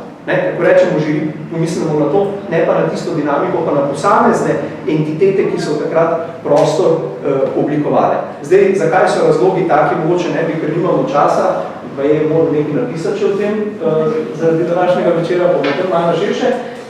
Potem, se pravi, eno je interpretacija prostora, drugo je faktografija prostora in sem imel to srečo, da obstajajo dobri podatki o tem, kakva je bila poplava leta 26 in je bila za potrebe dokazovanja vplivov na morfološki razvoj izvedena prvič v zgodovini batigrafska karta, kjer so bili vnešeni noter podatki, ki sem jih jaz na terenu odkril. In to je tudi vzpostavitev protitankovskih zidov, ki so imeli dvojno funkcijo protipoplavne zaščite. In dejansko, ko se je cesta odmaknila od poplav stran zaradi tega, da je suportirala obrambni sistem, so tudi ti protitankovsko-protipoplavni zidovi preprečili, da bi žiri bile poplavljene. In če bi aplicirali poplavo iz leta 26 recimo, da bi se zgodila leta 41, žiri absolutno bi bile zaščitene pred poplavami. Ostalo so pa kozlarije, ki smo jih mi delali v povojnem urbani ekspanziji, ki je bila brezglava in precej standardizirana. Ni spoštovala naravnih meril. In mogoče še filozofski aspekt, ki je nam precej blizu kot arhitektom in prostorcem, kaj pomeni točka, linija in ko neki točki daš vektor, se pravi usmeritev in potem pokrovnost recimo tega vektorja. Zdaj, potem lahko naredimo dolg diskurs, ampak mislim, da me potem ne boste več nikamor vabili. Zelo pomembna je mogoče aplikacija v našem primeru samo na te utrbe. Pa rečemo, zdaj, dobro, tam je neka schema, ko mi damo bunkerju ne samo točkovno funkcijo, ampak mu damo to prostorsko funkcijo in razumemo, kater tip orožja je bil v kateri liniji in kak je bil kod nadzora prostora in to lahko ugotoviš samo, če si šel vsak bunker posebej zadevo naskiciral in preveril, in to apliciraš na morfološko sliko, vidiš, da se je dejansko v tem prostoru dogaja tak mrtvaški ples. In vam garantiram, da če bi vi leta 38 svojo bodočo drago ali dragega povabili vrne na zmenek v bližno lokalno gostilno in se bi potem imeli plan ljubčkati, se pred bunkerjem ne bi ljubčkati. Se pravi, in seveda zatem pride vse ostalo, kam si postavljal hišo, kako je bila cesta speljana in tako naprej. Se pravi, ta vpliv na socialno dinamiko v prostoru je bil blazen. In ta odtis prostora je še danes v prostoru viden. In če mi, recimo, govorimo o identiteti nekega prostora, pa vsakmu povemo, ko pride na obisk, veste, v Sloveniji so pa kozovci, veste, pa na vsakem griču imamo cerkev. Ja, res je, ampak tisto sekundo, ko ti v Žirovsko kotlino uneseš 166 utrg, je psihološko preusmerjena dojemanje prostora na nekaj popolnoma drugega, na tisto, kar je vidno in na tisto, kar staja skripto, ampak se ve, da v prostoru je. Se pravi, se identiteta prostora v tistem trenutku blazno spremenila in trajno spremenila. No, tukaj je mogoče en kratek rezime, smo delali tudi raziskave betona, ki govori o tem, da v te 6 se vsak čas pogrezno sam vase in tako naprej, da ni dramatično. Veliko stvari se lahko potem na take zgodovinsko-prostorske raziskave veže, kar je mogoče zanimivo, ker tudi jaz razumem, da je do sedaj se v Rapalski meji in v Rupnikovi liniji govorili v določenih sferah, pa smo mi prostorci zdaj mogoče malo bolj sem prišli. To vse, kar je tukaj drži, kar se pa mene tiče, ni dovolj. Tudi Pfister je zelo jasno povedal, arhitekt, urbanist, da je identiteta posameznih bivalnih okolij ena največjih kvalitet. In je treba to identiteto zelo dobro razumeti, zaradi tega, da lahko z njo upravljaš in manipuliraš v prihodnosti. Če je to identiteta in če arhitekti uspemo to obravnavati kot interpretacijo neke jasne identitete slovenstva, če ljudje prepoznajo v ljubljanskem kozolcu, v večstanovanjski stavbi, so ga sami poimenovali, da je kozolec, ker so v sosednji parceli videli kozolec, potem je nedvomno, da se moramo mi, če ščitimo to identiteto do tega trenutka in je Rapalska meja, ostaline Rapalske meje, Rupnikove linije, Alpskega zidu, praktično v celoti nezaščiten, se je treba vprašati, ali bomo dovolili take stvari, ki so se dogajali pred 15 in 10 leti, ali jih pa začnemo upoštevati kot tvornike identitete nekega prostora. In poskrbimo za to, da postanejo to neki generatorji kvalitetnega in edinstvenega razvoja v tem prostoru. S tem sem končal, sem zelo hitro govoril.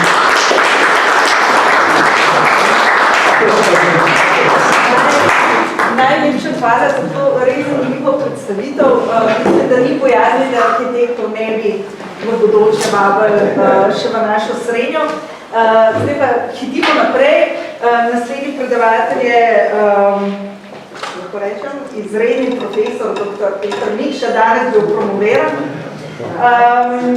ki je pravzaprav razlog, da smo se na katedri za sodobno zgodovino začeli ukvarjati sploh z mejami.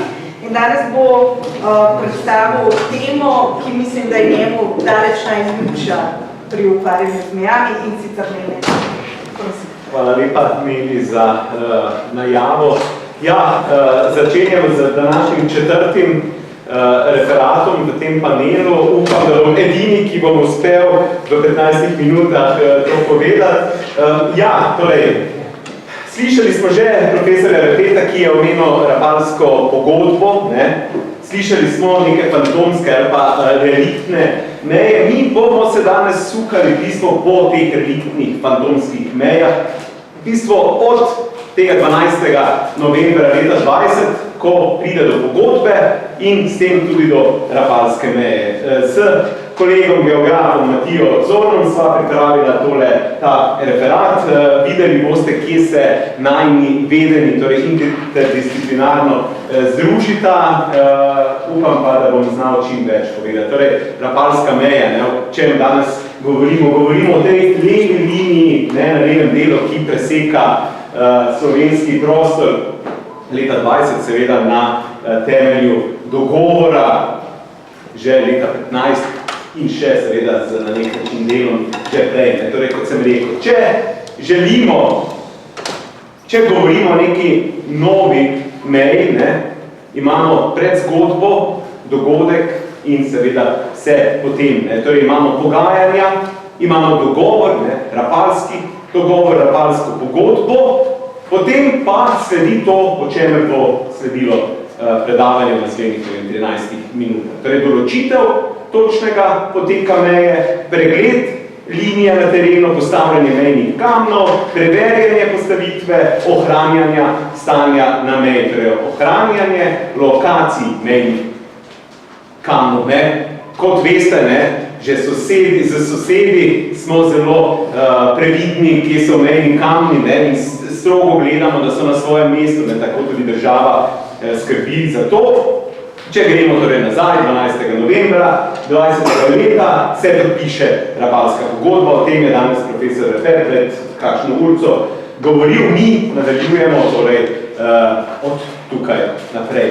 Seveda se v sklopu te pogodbe tudi določi meja. Najprej, ne, v teh vseh zapisih groba meja, kjer lepo piše, torej, razmejitvena črta je v grobem tekla po razvodju, ne, pomembno geografi si to sploh znajo predstavljati, razvodju med Črnomorskim in Jadranskim povodjem. Torej, lepo naredimo tiste reke, ki tečejo proti Jadranu, so na eni strani, ne, tiste, ki grejo proti Črnemu morju, daleč je sicer Črno morje, ampak, ne, ki se zvivajo Savo in tako naprej, pa po tej razvodnici naj bi šla ta grobem Rapalska meja, ki je v grobem tekla od Peči, torej Tromeji, Bangarta, Jalovca in tako naprej. In iz teh podatkov mi skoraj nič ne zvemo, kje na terenu je ta meja bila, ne, oziroma tisti, ki se pogovarjajo o meji, še ne vejo točno, ne, ali bo šla mimo Francija, ali bo šla mimo Toneta, ali bo šla točno nekje vmes, ali bo pa oba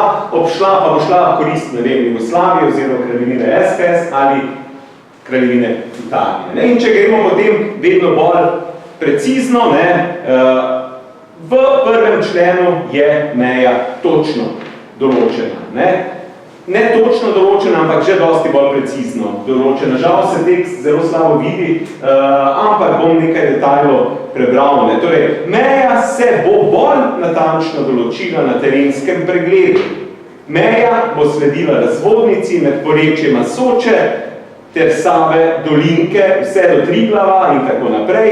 In naprej določena je okvirna smer zahod-vzhod s tem, da vas Davča pripada SHS, vas Novaki, na primer, ne, pa Italiji. Torej, iz te Rapalske pogodbe gremo, se ožamo na nek način terensko delo. Torej, če se hočemo dogovarjati o točnem poteku meje, je treba seveda spostaviti neko telo, ki bo zadevo dogovarjalo na terenu, najprej seveda na sestankih in potem na terenu. Torej, ustanovi se mešana komisija za razmejitev, ki naj bi torej točno začrtala mejo, jo izmerila in skrbela za postavitev. Za italijansko stran je bil danes že omenjen, oziroma pri profesorju Repetu zapisani eden od akterjev podpisa Rapalske pogodbe, Francesco Salata, na naši strani, torej jugoslovanski, na začetku Rudolf Meister, ki pa ga potem kmalu v bistvu nasledi najprej Daskalovič in kasneje v bistvu Panto Draškovič. Tukaj imamo en telegram iz leta, mislim, da torej na začetku določanja 21, ko Salata telegramsko sporoča, da bo zamudil na sestanek zaradi tega in da naj se sporoči to komisiji in seveda šefu komisije, torej Meisteru. In če gremo še naprej, na teh kartah, ne vem, če se vidi, oziroma na dokumentih je lepo razvidlo, torej na nek način akterje strani Jugoslavije in Italije. Imamo navedenega generala Meistra, potem imamo tudi na drugi strani imamo Draskoviča, na sredini pa je lepo v dokumentu zavedeno, kolikšno vlogo je pri določanju meje imel kateri od njih. Torej v kilometrih, ne kilometrih, ampak decimetrih natančno je določeno, pri kolikšnej razmejitvi cele meje, torej 240 km približno preden reka pride k Italiji in se meja podaljša, je bil zaslužen za določitev na terenu Meister in koliko potem naslednji njegovi nasledniki, torej če si predstavljamo. Za potrebe razmejitve je bila narejena kartografska izmera karte, katere karte bomo kasneje videli. Karte, specialke so naredili Italijani in seveda na karti, kar je za nas zelo pomembno, so v bistvu na točnih lokacijah prikazani mejni vrisani vsi mejni kamni in seveda posebni preglednici, vsak mejni kamen posebej označen, njegova nadmorska višina razdalja od predhodnega do naslednjega, kumulativna razdalja in tako naprej. Torej imamo vse, ko se državi dogovorita točno o meji, so zadeve zelo jasno zapisane. To je na primer ena stvar, katero že nekaj časa iščemo pri okupacijskih meja, ker vemo, da so zadeve za mejne kamne, ki jih nadevamo, morale biti nekje, pa žal še teh dokumentov nismo našli. To pač je večja sreča pri Rapalski, je bila, da arhiv Jugoslavije hrani v fondu Ministrstva zunanjih zadev, biro za razgraničenje z sosednjimi zemljami. Torej, če gremo naprej, ko je linija določena na terenu, se seveda dogovori tudi, kakšni bodo mejni kamni, seveda na izgled in tudi tipi mejnih kamnov, kako so vizualno videni, kakšne so podatki na njih, torej iz tega lahko vidimo napis na italijanski strani I, na jugoslovanski strani SHS na začetku, ki potem po 29. letu se spremeni v J in za časa med drugo svetovno vojno v delu, ki del Rapalske meje takrat postane okupacijska meja med Italijo in Nemčijo, se ti napisi spremenijo na nemški strani seveda v D.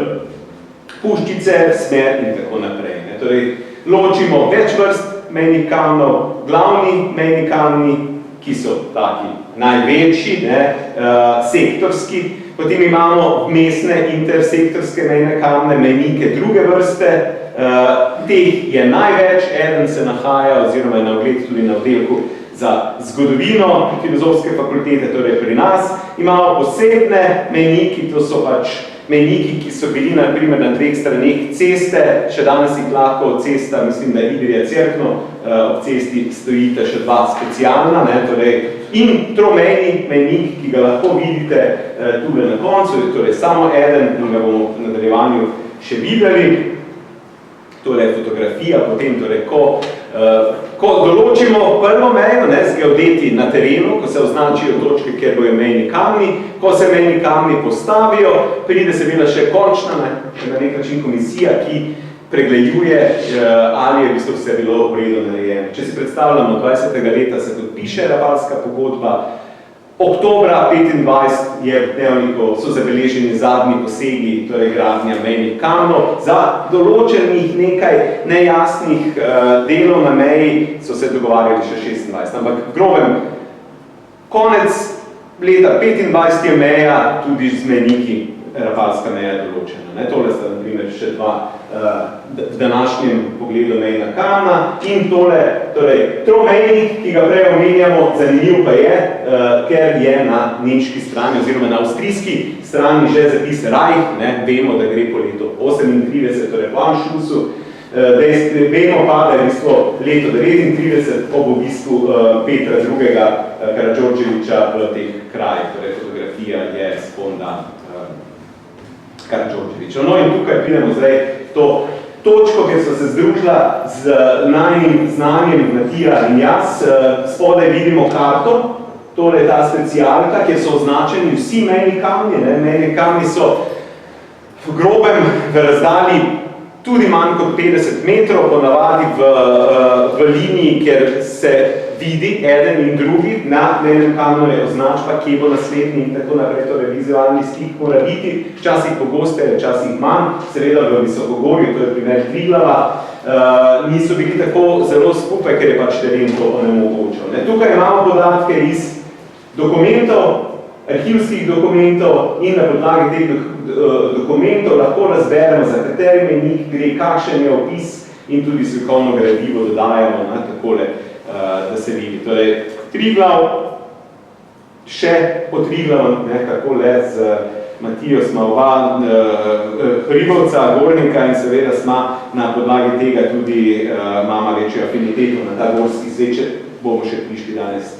Torej, še nekaj podatkov, Mejnike so določali z klasično geodetsko metodo. Torej, na terenu vidijo se dokumenti popisa, dokumenti v dnevnikih in seveda o katerih mejnih kamnih gre. Naprimer, dnevnik postavitve mejnih kamnov, kdaj so katerega, torej iz dnevnika točno zvemo, kdaj so kateri od mejnih kamnov postavili na mesto. Seveda, iz dokumentov je tudi lepo razvidno, da so včasih bila kar precejšnja trenja med komisijama, kje naj bi šel potek meje, in to so se seveda vsi ti dokumenti nesoglasja so se v sklepe potem zapisnike opisali in so komisije obdelovale naslednjič zadeve. Mejnike po postavitvi je bilo treba obnavljati, torej je treba skrbeti za njih, je treba redne obhode, da vidiš, kaj se z njimi dogaja. V Visokogorju so strele, so hude nevihte, je sneg, so plazovi, v nižjih predeljih je gost, ker lahko pride do podrtega drevesa, ki uniči mejni kamen in tako naprej. Torej, lepo zapisniki, kakšne je stanje za mejni kamen, kakšne so poškodbe, če so poškodbe in seveda je to treba redno popravljati. Največkrat je bila krivda na smislu preparevanja, torej zmrzalnega preparevanja, mehanskih poškodb, včasih pa tudi kakšnega namenskega uničevanja s strani takšnih in drugačnih neplivih travov. Še en primer, kako so v bistvu kamne popravljali in kako lahko iz dokumentov vidimo točno, za kateri mejni kamen gre. To je na primer na vrhu Jalovca, katerega fotografijo imamo še. In današnje stanje mejnih kamnov. Današnje stanje mejnih kamnov zaradi zmrzalnega preparevanja, da se bo pravilno izrazil, primer na Bogatinskem sedlu. Poudarjam današnje stanje, poglejmo pa, kaj se je v bistvu z mejnimi kamni, kot je naslov referata, tudi dogajalo, torej postavljanje mejnih kamnov in uničevanje. Torej, kaj se je po drugi svetovni vojni z mejnimi kamni dogajalo. Rafalska meja je še danes v nekem kolektivnem slovenskem spominu krivična meja, po tem takem je bila usoda teh mejnih kamnov precej jasna, že torej, kaj se bo samo mejami z mejnimi kamni dogajalo. Tole je citat Zorga Jelinčiča, znanega tigrovca, ki opisuje, kako je po vojni šel enkrat v Baško grapo na obisk in potem je šel še malo v hrib, kjer zagleda mejni kamen in v tistem pride vsa tista groza njegova, kdor pozna zgodbo Jelinčiča ve, o čem govorim in on se odloči, da bo tam mejni kamen zagnal v dolino in potem ga razbija in končno ga vrže in gleda, kako se kobaclja dol in ves zadovoljno obleži gore in pač govori o tem, kakšna krivica in kak je to super zdaj občutek. Najbolj znana zgodba uničevanja mejnih kamnov pa je v bistvu še pred koncem vojne oziroma pred padcem uradnim Rapalske meje in sicer leta 1944. Ta mejni kamen oktobra v obeležitev uspeha osvoboditve Beograda, skupina partizanov, slovenskih partizanov iz osvobojenega ozemlja iz Trente pride na vrh Triglava. To je že tretji obisk partizanov od poletja 1944 naprej in oziroma fotografija iz tega obiska na čas osvoboditve Beogradu je ta, medtem ko je zapis in v bistvu dejanje, ko ta mejni kamen zrušijo in ga vržejo v dolino in o tem rečejo tukaj nikoli več meja v začetku avgusta. To je kulturna skupina Korpusa, med njimi tudi na primer Lev Svetek, avtor ostale Primorske, če sem že pri tem. In potem je zapis v pisni knjigi, ki je bila na Triglavu in piše, v pisni knjigi Planinski piše zmeraj, od kje si prišel, kam greš, in bolj kam greš, v nove zarje, v svobodno in tako naprej, zanimivi. In zapis na koncu, porušili smo krivični mejnik vrh Triglava. To je verjetno najbolj znano dejanje, ni pa edino. Mejne kamne so zelo intenzivno uničevali. Torej danes je ohranjena približno četrtina lokalno prebivalstvo in ne samo lokalno prebivalstvo. Znane so informacije, ki smo jih z Matijem dobili.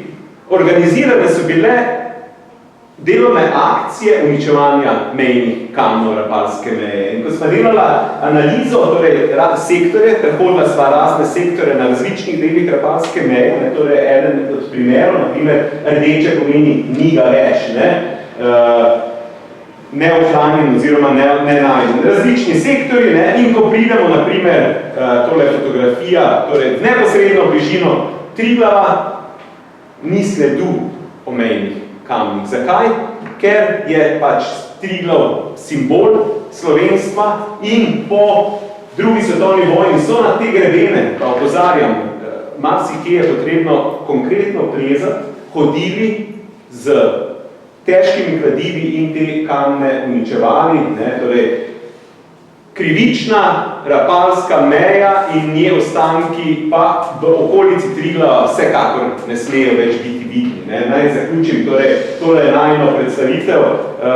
Malo sem šel čez z tem, torej, s to mislijo, da je še sicer danes veliko mejnih kamnov ohranjenih, postavljali, da so jih od leta 20, da pa je seveda, kako bi rekel, povprečje ohranjenih mejnih kamnov v Visokogorju, pa ne zaradi zbrzalnega preparevanja, najmanjše zaradi organiziranega uničevanja, ki je bilo torej v osrčju Triglavskega pogorja, simbola slovenstva, najbolj intenzivno. Hvala lepa.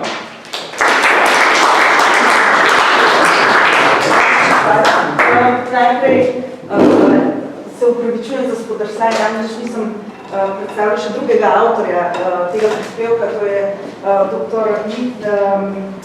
Matija Zoran, ki je pravzaprav naš partner že ves čas, ko se ukvarjamo z mejami in nas je tudi marsikaj naučil, sicer pa avtor številnih člankov.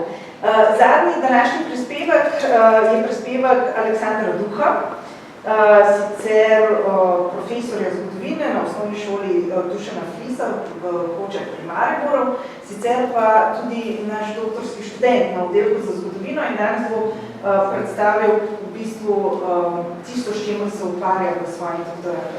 Torej, prosim. Lep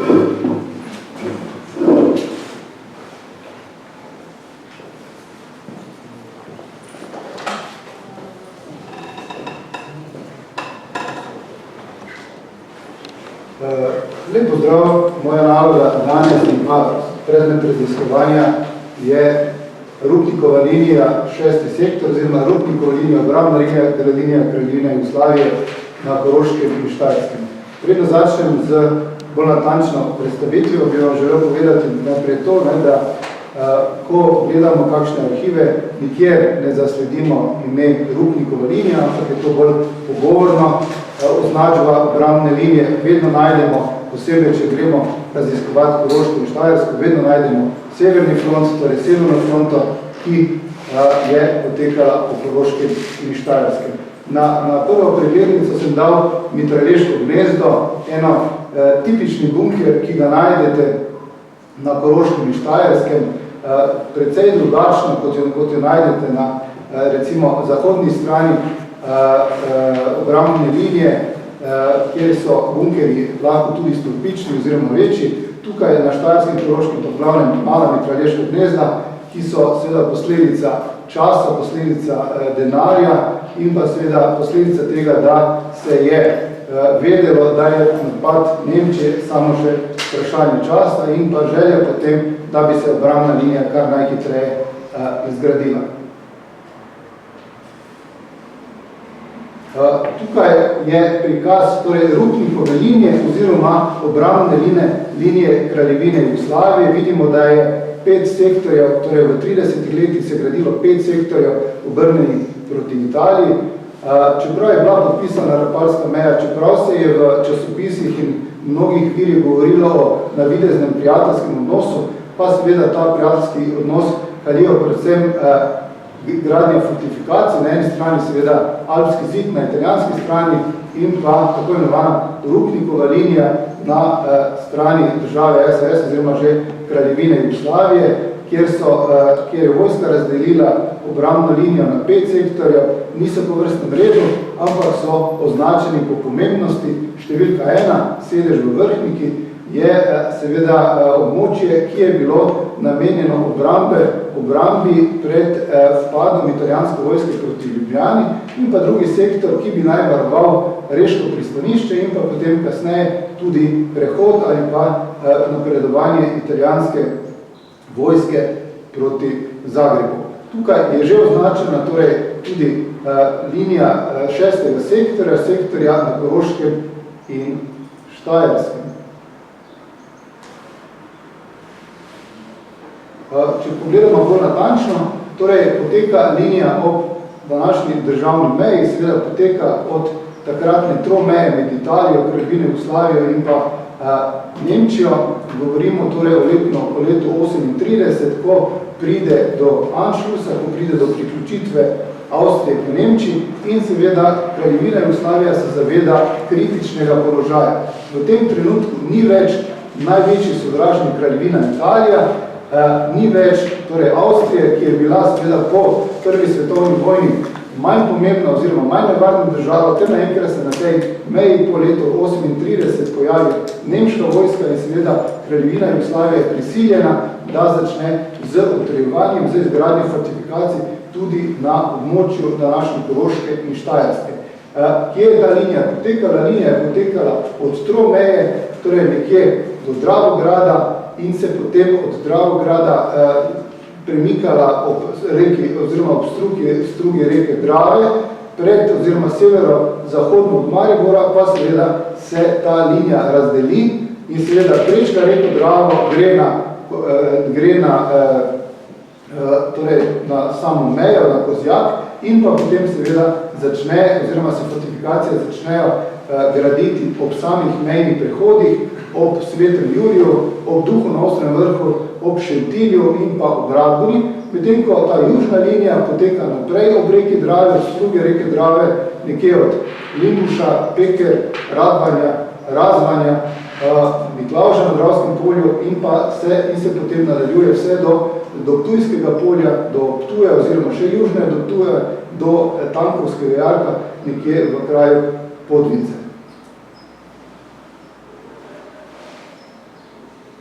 Tukaj moram povedati, da je seveda zaradi pomankanja časa in pa seveda pomankanja denarja jugoslovanska vojska kombinirala obrambno funkcijo, kombinirala z fortifikacijami in pa seveda z drugimi ovirami, ki jih je istočasno tudi postavljala. Vidimo armirane ježe, ki bi naj postavljali tanke in pa seveda traverze. Hkrati pa moram povedati, da je ozemlje bilo posejano tudi z minskimi polji, da bi na ta način kar najbolj obvarovali oziroma ovirali prehod tankovskim, nemškim tankovskim notam in pa seveda sami nemški pehoti.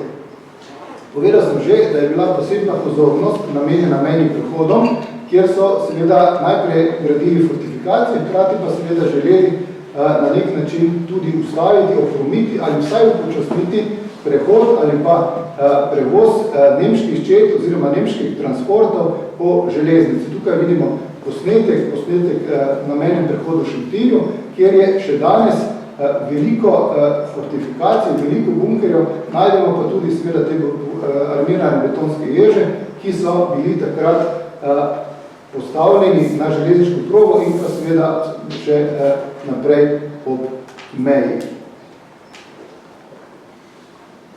Naslednji posnetek prikazuje torej to mitralješko gnezdo, najbolj tipično fortifikacijo 6. sektorja, tudi najmanjši bunker, čisto drugačen kot skorpični bunker, ki ga lahko najdete na zahodni meji. To je v glavnem mali torej betonski bunker, narejen sicer iz armiranega betona, z jekleno ploščo, največkrat z dvema odprtinama za streljanje na najbolj širokem kotu. Hkrati je ta bunker oziroma to mitralješko gnezdo povezano z vstopnim hodnikom, ki je pa tudi največja kritična točka oziroma največji problem pri seveda samem varovanju tega bunkerja. Zakaj?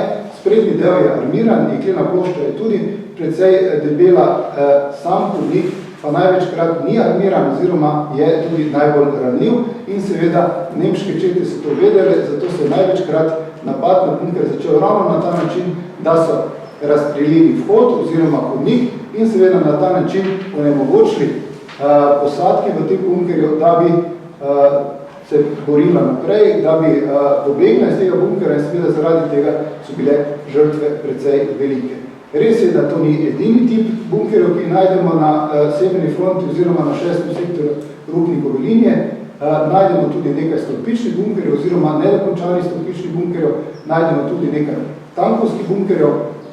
Res pa je, da seveda ta mitralješka gnezda najdemo največkrat, res pa je tudi, to pa moram tudi povedati, da so prilagojena terenu, kjer so tudi postavljeni. Že prej sem povedal, da se je na severni fronti, torej so gradile fortifikacije, hkrati so se gradile tudi betonski ježi in pa seveda jeklene traverze, minska polja, da bi kar najbolje ustavili prodiranje potencijalnega sovražnika. Moram pa povedati tudi, da je seveda jugoslovanska vojska že v času mira na vse te kritične točke za napredovanje sovražnika največkrat postavljala mine, posebej pri mostovih je ta primer najbolj očiten. Vidimo porušen most v Dravogradu, ki bi naj ustavil ali pa vsaj upočasnil napad sovražnika. V naslednjem posnetku vidimo nemško enoto, ki seveda se bori oziroma že napada posamezne fortifikacije na 6. sektorju. Moram povedati, da je bil torej, general Maximilian von Weich z svojim štabom vzhodno od Graca že v začetku aprila in da se je odločil, torej, da bo speljal napad na Jugoslavijo, na Kraljevino Jugoslavijo, torej 6. aprila, kljub temu, da vse njegove sile niso bile takrat še na izhodiščnih točkah. Napad se je torej začel 6. aprila 1941 na Cvetno nedeljo ob 4:20 in smeri napada sta bila dva. Prva linija oziroma prva smer napada je potekala okoli oziroma čez Dravograd in naprej proti Celju oziroma proti Celju in Brežicam, kjer so želeli napredovati vse do Karlovca, kjer bi se srečali z italijanskimi četami. Druga smer napada pa bi naj potekala iz Dravograda proti Mariboru, Ptuju in naprej proti Zagrebu. Tukaj je treba še povedati, da so bile najmočnejše čete jugoslovanske vojske obrnjene ravno proti mejnim prehodom, torej Šentilju, Radgoni, ne pa tukaj proti Dravogradu in seveda zaradi tega so nemške čete imele še lažji prehod oziroma so hitreje napredovali, kot so same predvidevale. Nemške enote so že v drugem dnevu, torej oziroma 8. aprila, že vkorakali v Maribor, jugoslovanske čete pa so želele tukaj narediti neko oviro in seveda porušili naš stari most, ki ga še danes, čez katerega še danes veselo hodimo, ampak to ni ustavilo nemških sil, jih je mogoče samo upočasnilo. Nesreča v sami tej zgodbi pa je ta, da ko so jugoslovanske čete porušili te mostove, je veliko število vojske Kraljevine Jugoslavije ostalo na levem bregu Drave in so bile zaradi tega seveda ujete in je posledično zaradi tega nemška vojska imela veliko ujetnikov, ki bi drugače se umaknili južno proti Zagrebu oziroma južno še proti ostalim delom Jugoslavije. Kot sem povedal, posledično zaradi tega je prihajalo do množičnih predaj jugoslovanske vojske.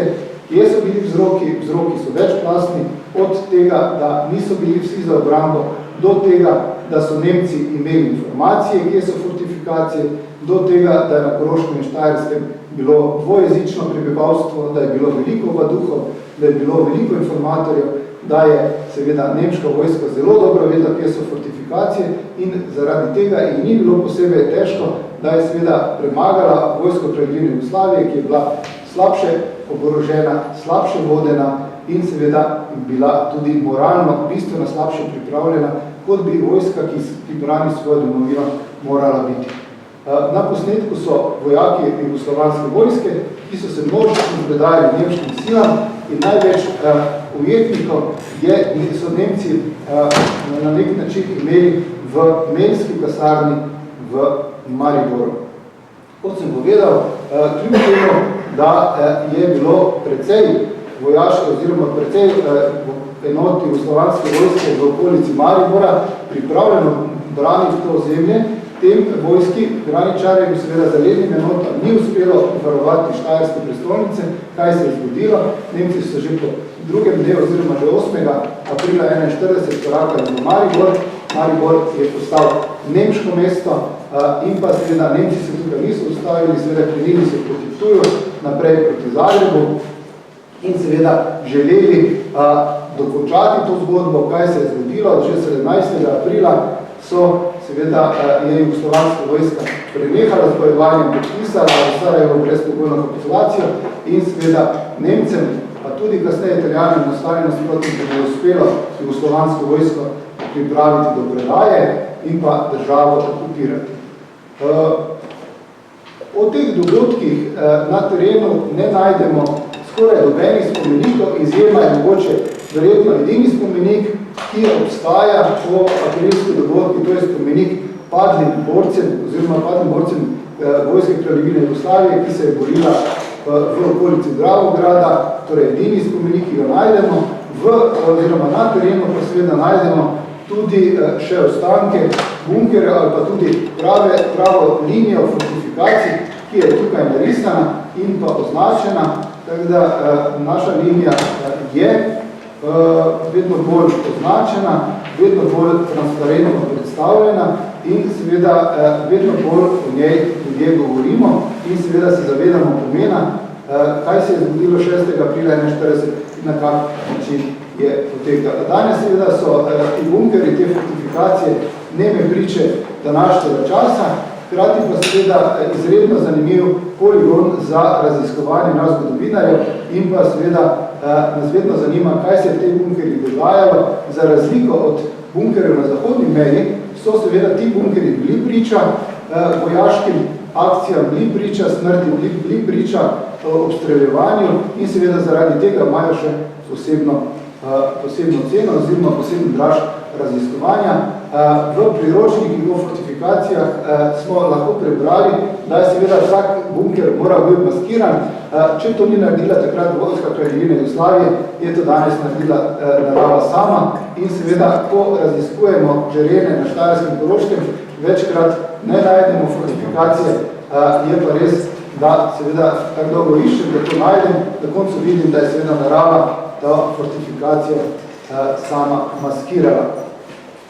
Kot sem vam že povedal, torej največja nevarnost posadki v sami fortifikaciji, v samem mitralješkem gnezdu ni bil sam bunker, ampak seveda sam dovod oziroma hodnik do tega samega centralnega dela bunkerja, ki je bil premalo armiran in zato seveda zelo podvržen različnim obstreljevanjem in pa seveda posledica tega je bila ta, da je vojska te bunkerje prečasno zapustila. Na ta način je seveda linija ostala nebranjena in Nemci so lahko brez večjih težav, večjih izgub seveda napredovali mimo te linije in seveda zasedali naša mesta vse do Maribora, Ptuja, kasneje Zagreba in seveda Sarajeva in ostalih mest v Kraljevini Jugoslaviji. Danes na Štajerskem najdemo betonske armirane ježe zmetane na nekih deponijah, brez nekega zgodovinskega vedenja, brez nekega odnosa do naše zgodovine in bojim se, da bo teh prič aprilske vojne, prič priprave Jugoslavije na drugo svetovno vojno počasi zmanjkalo, da bojo poškodovani, uničeni in da jih na koncu, nažalost, niti več ne bomo srečevali oziroma bomo od njih vedeli zelo malo. Nekaj drugega se seveda ta protitankovske ovire, protitankovske zidovi, tukaj je torej nekje zadnja obrambna linija oziroma protitankovska ovira v Podvinci, ki je ostala, sicer je zasuta, ampak ostala kot neka nema priča dogodkov v aprilskih mesecih leta 1941, drugače pa najdemo še posamezne fortifikacije na sami liniji, hkrati pa seveda se moramo zavedati, da so leta, desetletja naredila svoje, da je odnos do fortifikacij bil precej kritičen, da se je na našem področju precej gradilo, še posebej cestno mreže, ki je bilo glavnem krivec, da je mnogo teh zanimivih bunkerjev uničenih oziroma je bilo uničenih, razstreljenih, ali pa so jih zaradi kvalitetne gradnje večstopenskega armiranja preprosto vzidali v samo cesto oziroma v samo gradnjo, ki so jo na tem terenu gradile. In da počasi zaključim, niso samo mitralješka gnezda, imamo tudi protitankovske bunkerje, ki so še posebej zanimivi, povsem zaradi svojega prav specifičnega videza in jih najdemo predvsem na Ptujskem polju, pa nekaj tudi okolici Maribora, višje na Koroškem, pa tega ne zasledimo. V glavnem nas srečujejo torej mitralješka gnezda, ki so danes zelo dobro skrita in jih seveda zelo težko najdemo. Kupaj jih najdemo, seveda pa je to eno veliko veselje, da vidimo, da so še skoraj takšni, kot so bili leta 1941. Nekateri niso imeli te sreče, posebej zanimivi so bunkeri, ki so bili grajeni v bližini reke Drave. Drava je v svojih letih pač delovala na svoj način in ker ti bunkeri nimajo posebnega globokega temeljenja, je bila posledica tega, da so se sami pogreznili oziroma dobesedno pogreznili v reko Dravo in danes, ko se z čolnom pelješ po reki Dravi, najdeš te gmote, o katerih marsikdo ne ve ničesar.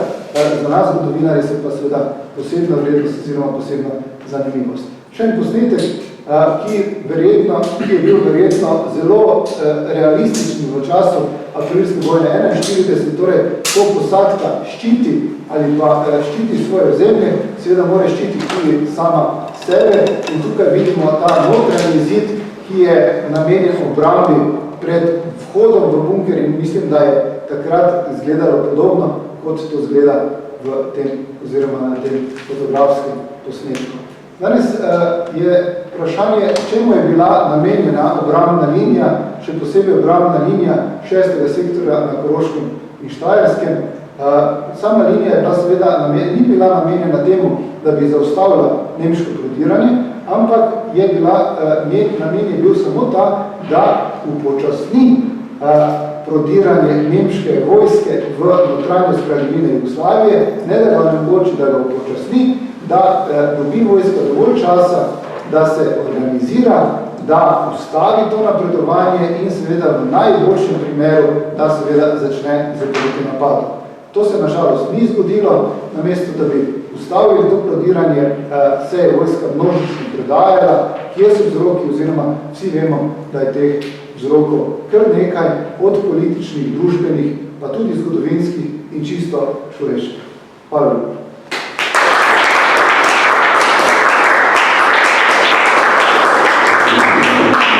Hvala za to, jaz mislim, da zelo izčrpno predstavitev. Vse, kar se mene tiče, ste odgovorili na vse vprašanje, ki so se mi postavili v glavi. Sicer pa danes kar zamujamo, ampak vseeno si bomo vzeli še čas za vprašanje ali dva. Bom jaz samo enega dala, ravno tako, da imamo eno vprašanje, in sicer najkrajše, ki se mi je pojavljalo za Petra. Povedal si, oziroma si citiral, da se meni kamen na Triglavu, da so ga postavili 2 metra stran od Aljaževega stolpa.